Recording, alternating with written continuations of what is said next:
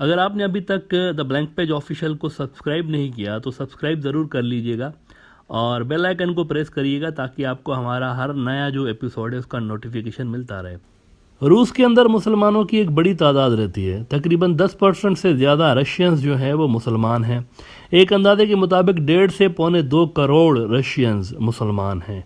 इसी तरह से उनकी सोसाइटी की तरह उनकी आर्मी में भी मुसलमानों की ठीक ठाक प्रेजेंस है। लेकिन रूस के यूक्रेन पे इन्वेजन के वक्त जो एक सबसे इंटरेस्टिंग चीज़ नज़र आई है, जिस तरफ इस एंगल से इस जंग को कोई नहीं देख रहा, लेकिन आज हम ब्रॉडर व्यू में आपको इस एंगल से, रिलीजन के एंगल से ही ये जंग दिखाने की कोशिश करते हैं।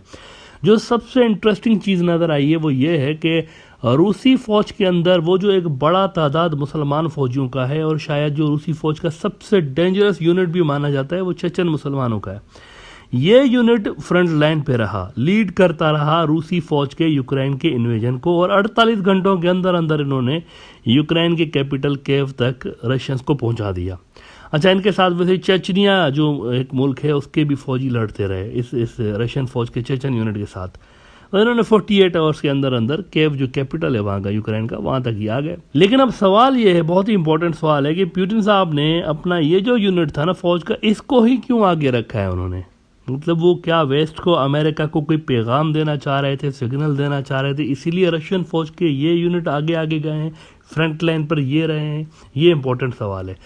देखें, जब सोवियत यूनियन टूटा था ना, तो मुसलमानों का उसमें सेंट्रल रोल था, जो कि सोवियत यूनियन के कई एंटी मुस्लिम पॉलिसी से खुश नहीं थे।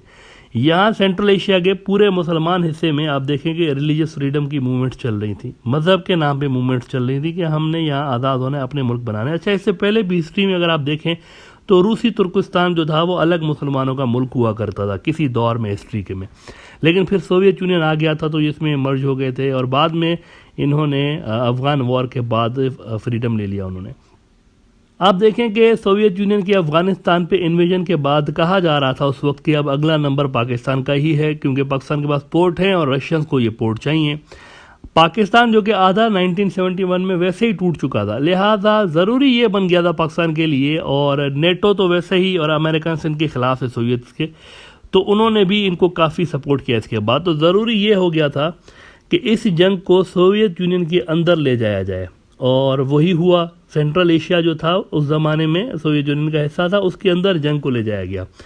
उधर आप देखेंगे बोस्निया और चेचनिया के अंदर भी मजहबी बुनियादों पे सेपरेटिस्ट तहरीकें जारी रही। बल्कि आपको ये सुनकर दिलचस्पी होगी कि ISI का बोस्निया के अंदर भी एक स्टेशन बनाया गया था। ये सारे इलाके सोवियत यूनियन से अलग हुए। चेचनिया भी जंगों का मरकज़ रहा किसी ज़माने में।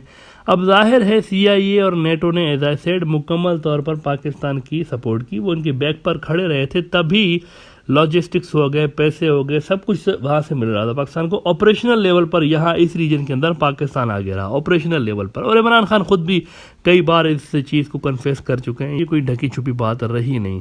अब हुआ यह है कि इमरान खान साहब को बुलाया गया रशिया चंद रोज़ पहले। एयरपोर्ट पर लैंड होते ही कहते हैं इमरान खान कि it is exciting time to be in Russia. अभी जंग शुरू नहीं हुई यूक्रेन वाली, किसी को पता नहीं था कि कल जो अगले इमरान खान के लैंड होने के अगले ही रोज के बाद इन्वेजन हो जाएगी, किसी को पता नहीं था।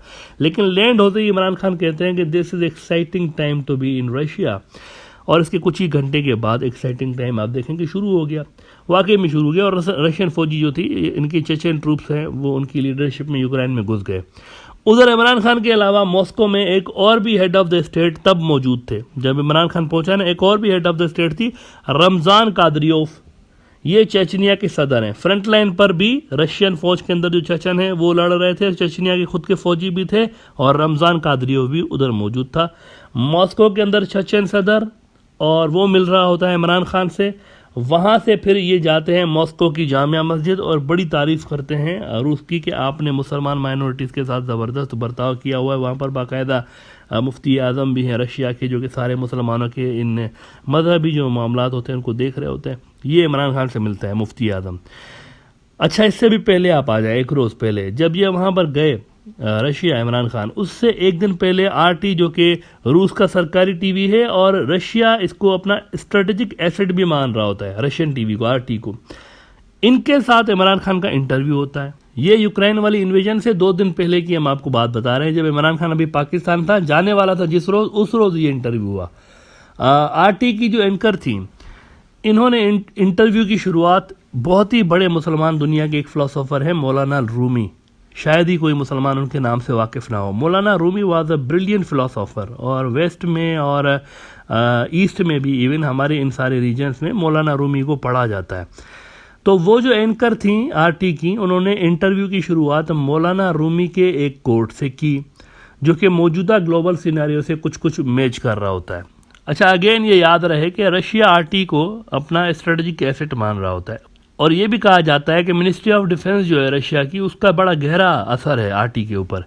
इस इंटरव्यू में इमरान खान कई बार रिलीजन और स्पिरिचुअलिटी की बात करता है। अगर आप वो इंटरव्यू सुने आरटी का, यूट्यूब पे पड़ा हुआ है, कई बार बात करता है स्पिरिचुअलिटी की और मज़हब की, इस्लामी अकायद के मुताबिक कि हम हमारे मज़हब में किस तरह की अकायद हैं, स्पिरिचुअलिटी किस तरह देखते हैं हम स्पिरिचुअलिटी को, और रिलीजन को कैसे देखते हैं। और रूस और चाइना की भी बड़ी तारीफ़ कर रहा होता है उस इंटरव्यू में, बल्कि वो तो चाइनीज़ के लिए उसने ये भी कहा कि they are amazing people Chinese.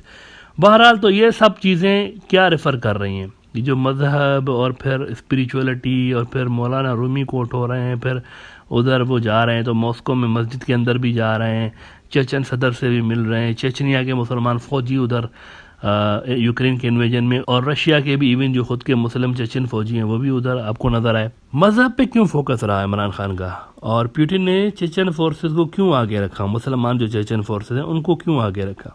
माजी में हालांकि चेचन्स की और रशियंस की शदीद लड़ाई भी रही है, तो अब ये उल्टी गंगा कैसे बह रही है, ये सारे मॉस्को में किस तरह, यानी सारे के सारे जमा हो गए।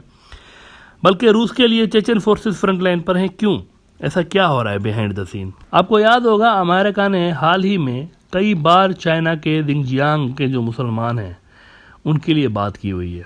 कई बार उन्होंने कहा है कि जिंगजियांग के मुसलमानों के हमें कंसर्न है कि उनके साथ क्या हो रहा है। बल्कि अमेरिकन कैंप के कई और भी मुल्कों ने, इंक्लूडिंग इसराइल जैसा मुल्क जो कि मशहूर है एंटी मुस्लिम कंट्री के तौर पर, उन्होंने भी बात की कि हमें भी कंसर्न है कि जिंगजियांग के मुसलमानों के साथ क्या हो रहा है। एक बड़ा भरपूर किस्म का प्रोपेगेंडा वेस्टर्न मीडिया में जिंगजियांग के बारे में किया गया हाल ही में, अभी ज़्यादा बल्कि ऑन गोइंग है, अभी भी बात होती है इसके बारे में।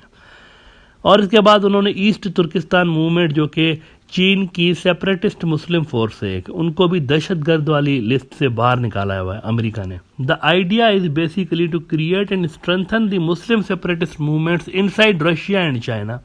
वो जैसे पहले हुआ था कोल्ड वार में, वही पुराना तरीका है, CIA का पुराना तरीका है। इस पे आपको पुतिन उनको इस तरह से काउंटर करते हुए नज़र आ रहे हैं कि रशियन मुसलमान भी मेरे साथ हैं, यूसी बल्कि फ्रंट लाइन पर हैं, रशिया के लिए लड़ रहे हैं, टेबल्स हैव बीन टर्न्ड। और साथ ही साथ इमरान खान को दिखा के उनको ये सिग्नल दिया जा रहा है कि अब तो ना ISI आपके पास है, ना अफ़गानिस्तान आपके पास है, ना चेचनिया आपके पास है। उधर मिडल ईस्ट के अंदर भी इजराइल अमेरिका की साइड पे है, तो रशियंस आपको हमास और इस्लामिक जहाद और हिजबुल्लाह को बैकिंग करते हुए नजर आते हैं ईरान के जरिए। ज़ेलेंस्की जो कि यूक्रेन का सदर था, जो कि असल में मस्खरा था, कॉमेडी एक्टर हुआ करता था, इसको CIA आगे लेकर आई थी। यूक्रेन हमेशा से एंटी रशिया नहीं रहा, पहले ये सोवियत यूनियन का हिस्सा था, उसके बाद बड़े अच्छे रिलेशंस हुआ करते थे इनके रूस के साथ, लेकिन फिर ज़ेलेंस्की को लेकर आ गया CIA वाले और इसको सदर की पोस्ट तक ले आते हैं। ही वॉज अ जू, ज़ेलेंस्की जो है वो यहूदी है असल में, हालांकि यूक्रेन के अंदर क्रिश्चियन अक्सरियत में है, यहूदी तो बराए नाम है वहाँ पर सिर्फ। तो इससे सारे खेल के अंदर मज़हब का रोल भी आपको नज़र आता है। US वहाँ वही पुराना तरीका आजमाना चाहता है, रशिया के अंदर वो एक सेपरेटिस्ट मुस्लिम ग्रुप्स को क्रिएट करना चाहते हैं, और चाइना के अंदर भी वो ईस्ट तुर्किस्तान मूवमेंट टाइप जो चीज़ें हैं इनको दाइश और दीगर चीज़ों से जोड़ना चाहते हैं। ये सारा का सारा फड्डा है असल में। चाइना के अंदर भी ठीक ठाक प्रेजेंस है मुसलमानों की, खासतौर पर ये जो जिंगजियांग का इलाका है इसके अंदर चीनी मुसलमान करोड़ों की तादाद में रहते हैं। ये लाखों का गेम नहीं, करोड़ों की तादाद में वहाँ पर भी चाइनीज़ मुसलमान। अमेरिकन से यहाँ पुरानी प्रॉक्सीज लाना चाहते हैं, यहाँ पर वो एक बार फिर वही गेम खेलना चाहते हैं जो कि वो पहले खेल चुके हैं और सक्सेसफुल भी रही हैं। जैसा कि सोवियत यूनियन को तोड़कर उन्होंने कई मुसलमान मुल्क बना डाले, इसी तरह की कोई अटैम्प्ट करते हुए गालिबन उनका प्लान है किस तरह किया जाए। वो समझ रहे हैं कि ये फॉल्ट लाइन से इनको एक्सप्लॉइट किया जा सकता है। इसीलिए हमने आपको ब्रॉडर व्यू में कई बार कहा है कि अब इस्लामोफोबिया नहीं, साइनोफोबिया बीमारी उनकी नज़दीक नहीं, ये है साइनोफोबिया, इस्लामोफोबिया नहीं है। लेकिन बात बन नहीं रही। अमेरिका और वेस्ट के लिए बात बन नहीं रही, कोई बड़ी फोर्स इनके साथ है नहीं। इतने साल इंडिया के ऊपर रिलाय करना अमेरिका की एक हिस्टोरिकल गलती थी और इस पे इंक्वायरी होनी चाहिए अमेरिका के अंदर के। ट्रंप हो गया या उससे पहले बुश साहब हो गए, ये इंडिया को इतना ज़्यादा क्यों फेवर दे रहे थे, किस हिसाब से, मतलब उनके माइंड में क्या था, क्या इंडिया डिलीवर कर पाएगा, ये सब कुछ कर पाएगा? ऑफकोर्स नहीं कर पाएगा। फिर उन्होंने क्यों इंडिया के साथ इस तरह से फ्रंट लाइन पे लेकर आ गए, प्रॉपरली इंडिया को फ्रंट लाइन पे लेकर आ गए थे। अफगानिस्तान के अंदर भी और सेंट्रल एशिया में भी काफ़ी रोल दिलाने की कोशिश की थी, बड़ा रिलाय किया, बड़ा इन्वेस्ट किया है, ये एक हिस्टोरिकल गलती थी। एज अ रिजल्ट क्या हुआ कि अफगानिस्तान में भी वो पिटे हैं बुरी तरह से, सेंट्रल एशिया में भी उनका फुटप्रिंट बड़ा स्लो हो गया, बल्कि इंडिया का तो देखें ना, वहाँ पर तो फुटप्रिंट बाकी नहीं रहा, ख़त्म हो चुका है बिल्कुल। लेकिन पाकिस्तान का तब भी पावरफुल फुटप्रिंट था, अब भी है। तो सवाल यह है कि पाकिस्तान को उन्होंने साइड लाइन इस तरह से क्यों किया था और इंडिया की तरफ क्यों चले गए थे? इस पे इंक्वायरी ज़रूर होनी चाहिए अमेरिका के अंदर कि ये क्या हुआ है 20 साल इनके साथ। तो अमेरिका के लिए मुश्किलातें बढ़ती हुई नज़र आ रही हैं। तमाम मेन जो मुस्लिम ग्रुप्स हैं और जो मुस्लिम फोर्सेज हैं रीजन की, रूस उनको अपने साथ मिला चुका है। रूस के इर्द गिर्द जो भी मुल्क हैं, इधर वो रशिया के साथ हैं, रशिया के असर के नीचे है, या फिर रशिया वहाँ पर रिजीम्स चेंज करता हुआ आपको नज़र आ रहा है। आप देखें यूक्रेन के अंदर भी रिजीम तब्दील होने वाली है और इसका एंड रिजल्ट फिर यही निकलना है। इन टॉक्स के नतीजे में डिमांड ये है रशिया की कि प्रो रशिया कोई रिजीम आ जाए, वहाँ पर इंस्टॉल हो जाए प्रो रशिया रिजीम, और रशियन फोर्सेस कुछ अरसा वहाँ पर रहेंगी। जैसे ही स्टेबिलिटी आ जाएगी वो निकल जाएंगे वहाँ से। Eventually they have to leave Ukraine, लेकिन जाने से पहले वो यहाँ पर प्रो रशिया रिजीम लाना चाहेंगे और उसको वो स्ट्रेंथन करेंगे। ये इसका एंड रिजल्ट है।